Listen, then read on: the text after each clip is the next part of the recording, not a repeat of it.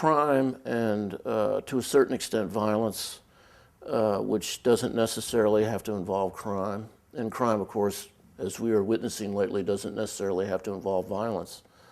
But they've always, there are many factors, among them the fact that I grew up in the South in the 50s, which was a very violent place.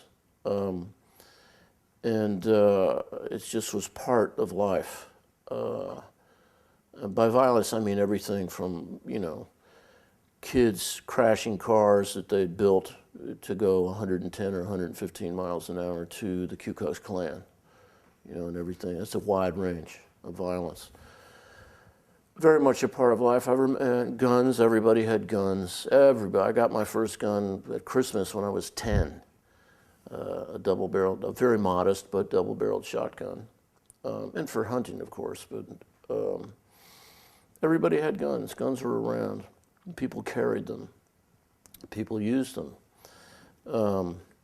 People were very good at shooting them. So, but for those who have followed my fiction, there aren't that many guns in my fiction.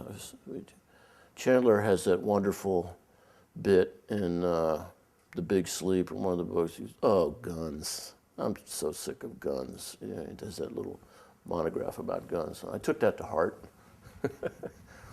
But yeah, there was a certain freedom there was a certain freedom in the roman noir because I think naively or stupidly, the rest of the world doesn't really expect that much from roman noir. At least at one time they didn't. Things have changed, of course. People like James M. Cain and Hammett and Chandler were exceptional writers in the context. Jim Thompson and David Goodis were so exceptional. They're completely outside of not only literature, but how you say, you know, the kind of places where you might expect to find a Chandler novel or a Hammett novel. You would not find a James M. Cain novel. Maybe Cain, but not Thompson, not Goodis. Although they were in drugstores and bus stations. So with that came a certain kind of freedom.